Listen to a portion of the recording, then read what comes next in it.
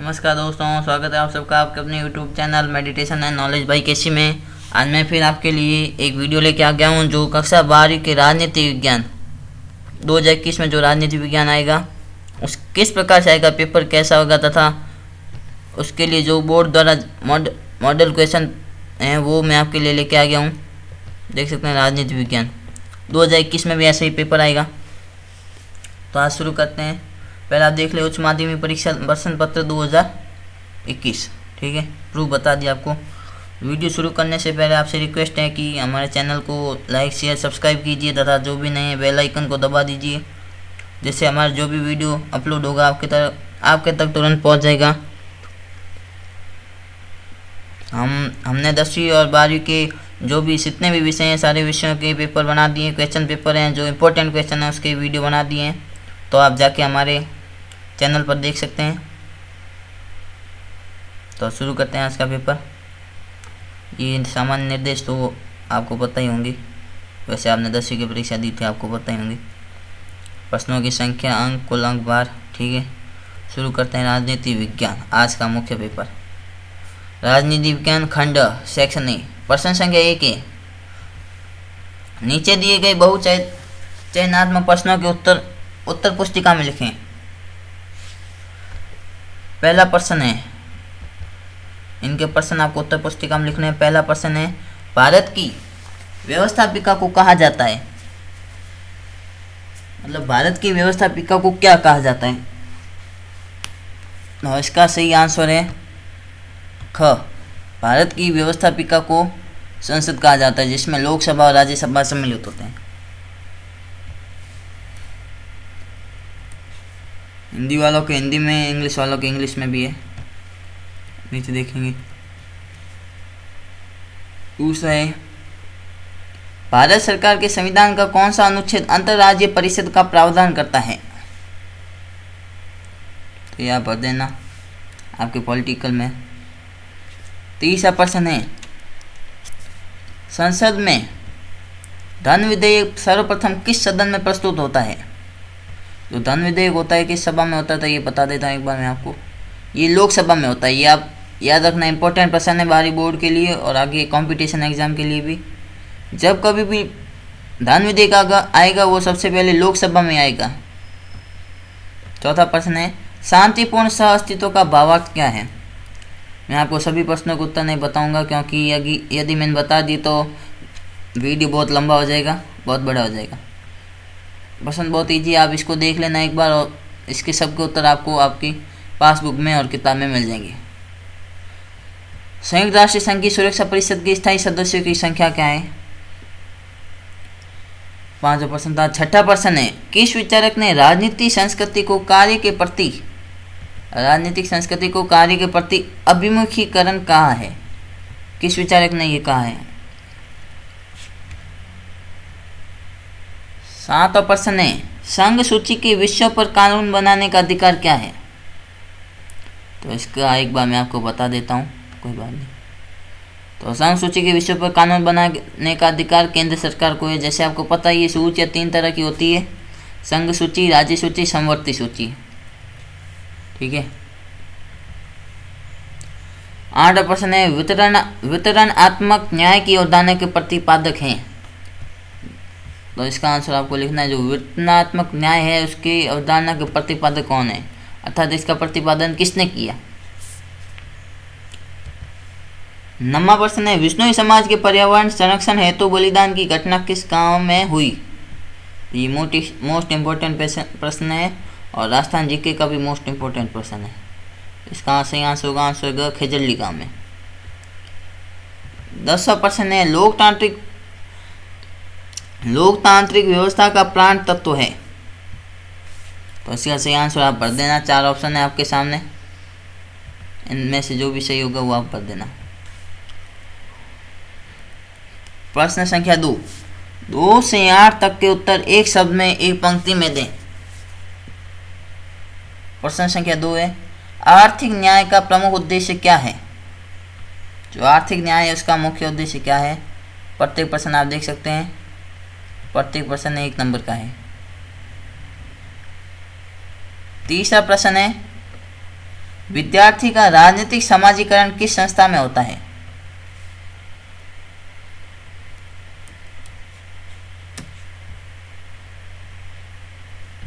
चौथा प्रश्न है, जनसंचार के 3 माध्यम बताइए।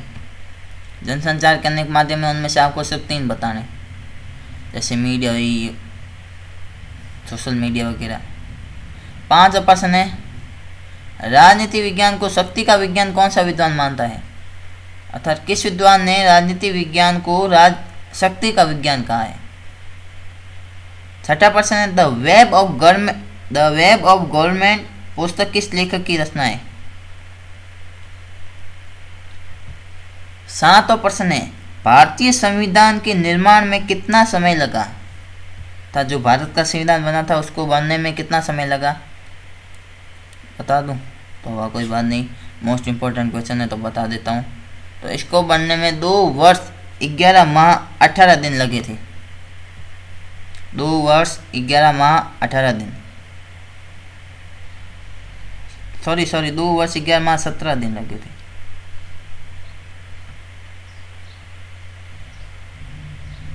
अठारह 17 8वां प्रश्न है, संविधान में किस संशोधन के बाद संपत्ति के अधिकार को मौलिक अधिकार की सूची से हटा दिया गया?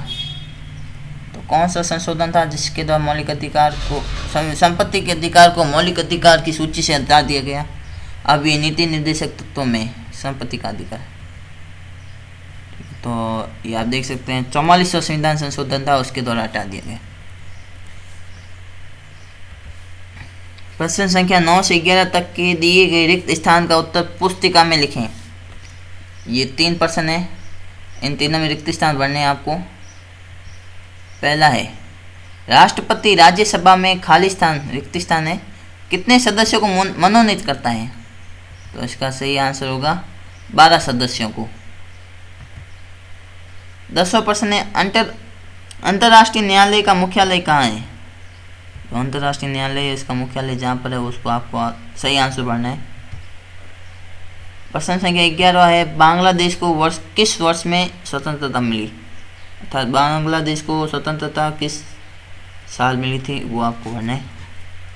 खंड ब शुरू होता है आज का खंड ब सेक्शन बी। 12वां प्रश्न है, एक मिनट, शक्ति एवं प्रभाव में 2 अंतर बताइए। शक्ति एवं प्रभाव में क्या क्या अंतर है वो दोनों अंतर बताइए। 13वां प्रश्न है, समानता के कोई 2 आधारभूत तत्व बताइए। समानता के 2 आधारभूत तत्व बताने। 14वां प्रश्न है, राजनीतिक समाजीकरण के साधन के रूप में परिवार की भूमिका के बारे में बताइए। तो राजनीतिक समाजीकरण के रूप में परिवार की जो भूमिका है वो भूमिका आपको बतानी है। 15वां प्रश्न है, भारत के विदेश नीति में गुटनिरपेक्षता को अपनाने के 2 कारण बताइए। अर्थात भारत की विदेश नीति में गुटनिरपेक्षता को अपनाया गया, तो ये क्यों अपनाया गया, इसके कोई 2 कारण बताने, सब 2 कारण। 16वां प्रश्न है, राजनीतिक अपराधीकरण का अर्थ बतलाइए। राजनीतिक अपराधीकरण का क्या मतलब होता है वो बताना है आपको। 17वां प्रश्न है, लोकतंत्रात्मक गणराज्य से क्या अभिप्राय है।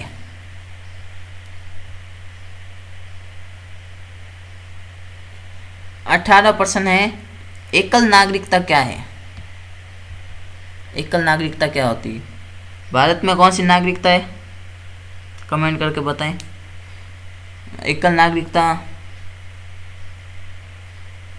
या दोहरी नागरिकता, ठीक है। तो एकल नागरिकता क्या होता है वो आपको बताना है। 19वां प्रश्न है,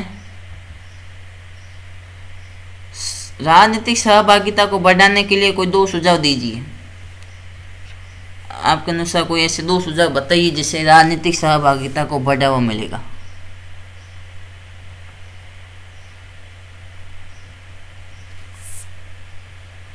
सेक्शन सी आंसर,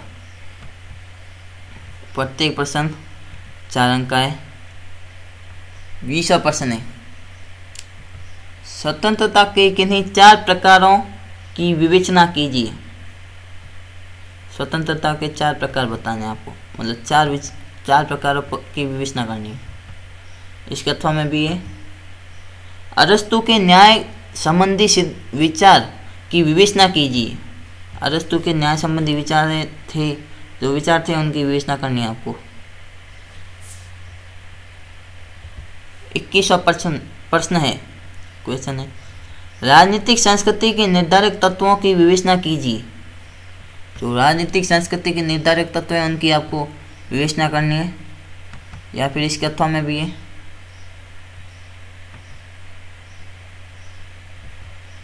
राजनीतिक समाजीकरण के साधन के रूप में निम्न की विवेचना कीजिए। मतलब राजनीतिक समाजीकरण के साधन के रूप में इनकी क्या योगदान है वो बताना है। पहला राजनीतिक दल का क्या योगदान है, दूसरा शिक्षण संस्थाओं का क्या योगदान है। ठीक है, आगे चलते हैं अगले प्रश्न पर। 22वां प्रश्न है, जातिवाद लोकतंत्र के विरुद्ध है। इस कथन के आधार पर आप जातिवाद के 4 नकारात्मक प्रभावों की विवेचना कीजिए। अर्थात जातिवाद लोकतंत्र के विरुद्ध है, इस कथन के आधार पर आपको जातिवाद के जो 4 नेगेटिविटी प्रभाव है, यानी नकारात्मक प्रभाव, उनकी विवेचना कीजिए करनी है। जो हानियां हैं 4 उनके बारे में। इसके ऑप्शन में, सांप्रदायिकता केवल हमारे देश के लिए ही नहीं अपितु संपूर्ण मानवता के लिए एक अभिशाप है, इससे दूर करने हेतु 4 उपाय सुझाइए। अर्थात इसमें कहा गया सांप्रदायिक एक अभिशाप है, सांप्रदायिकता, तो इससे दूर करने के लिए कुछ 4 सुझाव दीजिए। आप क्या 4 सुझाव देना चाहेंगे, आप अपनी मर्जी से लिख दीजिए।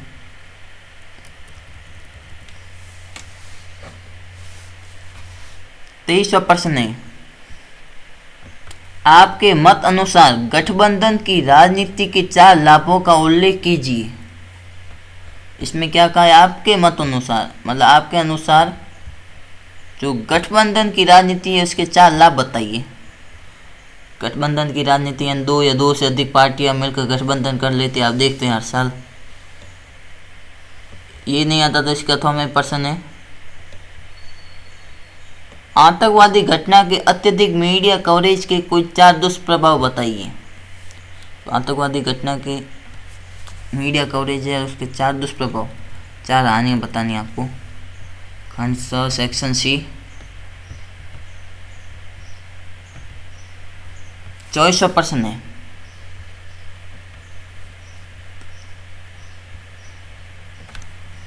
पर्यावरण जागरूकता संबंधी महत्वपूर्ण दिवस को सुमेलित कर तालिका बनाइए। बहुत इजी क्वेश्चन है, कुछ नहीं, आपको सब मिलान करना है और मिल के आपको सीधे कितने नंबर, 5 नंबर, सीधा 1%। तो 5 ऑप्शन है, विश्व पर्यावरण दिवस, विश्व पृथ्वी दिवस, विश्व आयोजन दिवस, वन महोत्सव दिवस, विश्व जल दिवस। और ऑप्शन में आपके 28 जुलाई, 22 मार्च, 22 अप्रैल, 5 जून और 16 सितंबर। तो इसमें आपको सब बदलन है। एक मैं आपको बता देता हूँ विश्व पर्यावरण दिवस का, तो विश्व पर्यावरण दिवस का होगा सही आंसर 5 जून। आगे चलते हैं अगले प्रश्न पर। इसमें अथवा की ज़रूरत तो नहीं है, तो अभी मैं आपको बता देता हूँ अथवा में क्या है। इसके अथवा में ग्रीन हाउस गैसों के उत्सर्जन के प्रमुख कारकों की तालिका बनाइए। जो ग्रीन हाउस गैसें हैं उसके उत्सर्जन के प्रमुख कारक हैं, उनकी तालिका बनानी है आपको।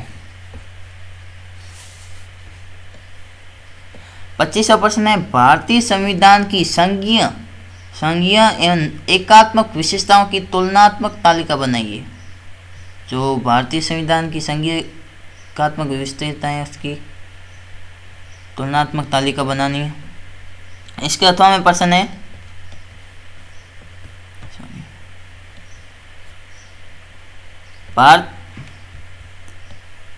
भारतीय संविधान की प्रस्तावना का उद्देश्य का घोषणात्मक उद्देश्य और विवरणात्मक भाग की तालिका बनाइए। ठीक है, आगे चलते हैं अगले प्रश्न पर।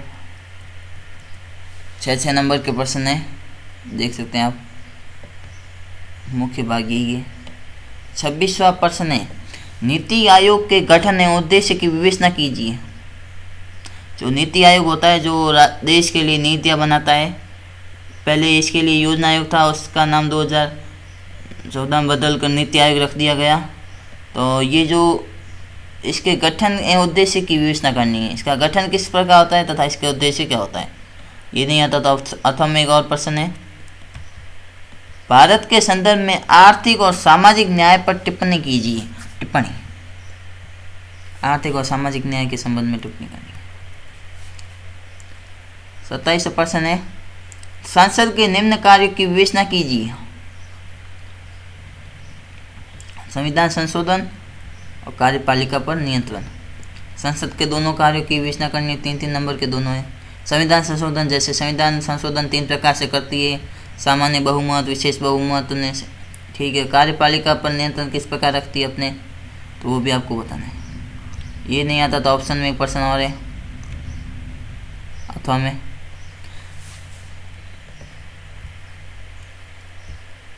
सर्वोच्च न्यायालय के अधिकारों एवं शक्तियों की व्याख्या कीजिए, ठीक है। और अंतिम प्रश्न है आज का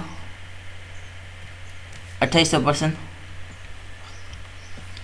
भारत की विदेश नीति की प्रमुख विशेषताओं का वर्णन कीजिए।